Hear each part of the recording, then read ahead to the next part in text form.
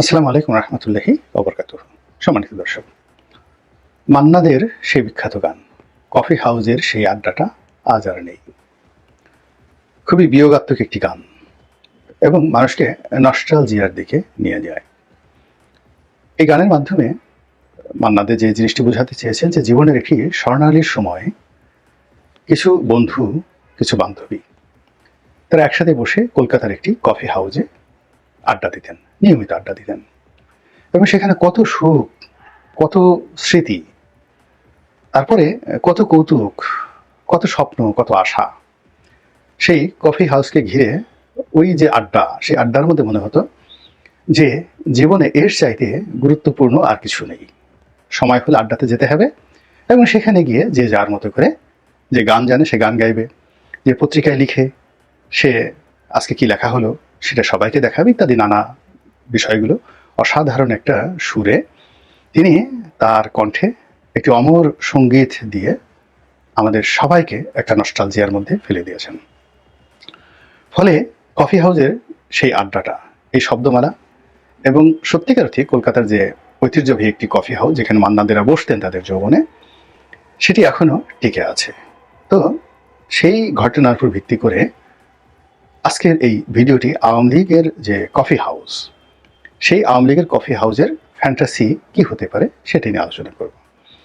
তো মান্নাদেরা যে coffee house বা কফি হাউসের কথা বলেছেন, আওয়ামী লীগের যারা শাসক ছিলেন, তারপর সুবিধাভোগী ছিলেন, দালাল ছিলেন, ফড়িয়া ছিলেন, কর্মী ছিলেন, নেতা ছিলেন, এবং তাদের মধ্যে একটা বিরাট অংশ যে কফি হাউসের যে আড্ডা, সেই আড্ডা নয়, মধুর ক্যান্টিনের আড্ডা নয়, আওয়ামী লীগ অফিসের আড্ডা নয়, মানে ওয়েস্টিনের আড্ডা, 5 স্টার হোটেল শেরাটনের আড্ডা, সোনারগাঁয়ের আড্ডা, তারপরে ক্লাব পাড়ায় ক্যাসিনোর আড্ডা, এরপরে বিভিন্ন রকম রংমহল তারা গড়ে তুলেছিলেন, শত শত রংমহল গড়ে তুলেছিলেন এবং সেই রংমহলে দেশের বাইজিরা নাচত, বিদেশ থেকে বাইজিরা আসতো, ঢাকার যে অভিজাত ক্লাবগুলো ছিল সেই ক্লাবগুলোর বাইরেও তারা বেশ কয়েকটি নতুন নতুন ক্লাব তারা তৈরি করেছিলেন এবং ওই ক্লাবের ধারের কাছে সাধারণ মানুষের যাওয়ার কোনো সুযোগ ছিল না। সেখানে মদ্যপান, তারপরে শেষে সেই রসনা তৃপ্তির জন্য উপাদেয় খাবার, সঙ্গীত, নৃত্য, একজনের হাত ধরে, অর্থাৎ এক স্ত্রীর হাত ধরে অন্য স্ত্রী, পরের স্ত্রীর হাত ধরে, তারপর শেষে আরও যা কিছু এখানে অশ্লীলতা, অশ্রাব্য বলতে যা কিছু রয়েছে সেটা তারা গড়ে তুলেছিলেন। তার সঙ্গে সঙ্গে তারা বেশ কিছু হোটেল, মোটেল, রিসোর্ট, সেটা ঢাকার আশেপাশে, সিলেটে, কক্সবাজারে তারা গড়ে তুলেছিলেন, একটা দুটো নয়, শত শত। তো এগুলোর মধ্যে আবার বেশ কিছু রয়েছে 5 তারা মানের, 5 স্টার। এখন এই 5 স্টার হোটেলগুলোর একটা বিরাট অংশ তারা কমার্শিয়ালি ব্যবহার করতেন, বাণিজ্যিকভাবে, আর কিছু অংশ তারা নষ্টামির জন্য, বদমাশির জন্য এবং সেখানে নিজেদের ব্যবসা বাণিজ্যের জন্য, কালোবাজারির জন্য এবং প্রতিপক্ষকে সেখানে সেই ট্র্যাপে ফেলে সেখানে নিয়ে আটকে, সেখানে অনেক 5 স্টার হোটেলের মধ্যেও নাকি আয়না ঘরের মতো বিভৎস টর্চার সেল ছিল বলে এখন আমরা জানতে পারছি। তো এই জিনিসগুলো ছিল এবং এর সাথে সাথে কারা কারা জড়িত ছিলেন, পুলিশের কারা ছিলেন, অন্যান্য বাহিনীর কারা ছিলেন, তারপরে আমলাতন্ত্রে কারা ছিলেন, ব্যবসায়ীদের কারা ছিলেন, এগুলো রাজনীতিবিদদের মধ্যে কারা কারা ছিলেন, ব্যবসায়ীদের মধ্যে কারা কারা ছিলেন, গুন্ডা, বদমাইশ, চাঁদাবাজ, মাস্তান কারা ছিলেন, এগুলো সবই ওপেন সিক্রেট। কিন্তু যেহেতু আমরা খুব সহজে ভুলে যাই, এজন্য সেই নামগুলো এখন আপনি ইচ্ছাগুলো মনে করতে পারবেন না, চেহারাগুলো হয়তো আর কয়েকদিন পরে মনে থাকবে না, কিন্তু তারা যে জিনিসগুলো করে গিয়েছেন, অর্থাৎ সেই কফি হাউস যদি আমরা ধরি, সেই কফি হাউস রূপী বাইজি মহল, রঙ্গমহল, রিসোর্ট, হোটেল, প্রমোদ খানা, প্রমোদ তরি, তারপরে শেষে প্রমোদ, সেই কি বলবো, প্রমোদের আরও যা কিছু রয়েছে সবই তারা যে করেছিলেন সেটা এখনো আছে। এবং সবচেয়ে বড় ব্যাপার হলো যে ওই মান্নাদের সেই গানটির মতো যে কফি হাউসের সেই আড্ডাটা আজ আর নেই, তবে চেয়ার টেবিলগুলো আছে, সেখানে নতুন মুখ এসেছে এবং এখনো সেই নতুন মুখের যারা মানুষ, তারা নতুন আড্ডায় সেখানে নতুন স্বপ্ন নিয়ে সোনালী বিকেলগুলো, আগের সেই সোনালী বিকেলগুলো মান্নাদের জন্য নেই, কিন্তু এখন যারা নতুন আগন্তুক তারা নতুন সোনালী বিকেল তৈরি করে ফেলেছে।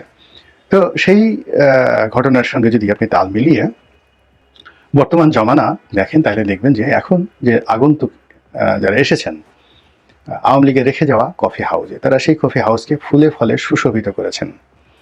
মালিকানা পরিবর্তন হয়েছে অনেক জায়গাতে, কিন্তু বেশভূষা আগের চাইতে আরও জাঁকজমকপূর্ণ হয়েছে।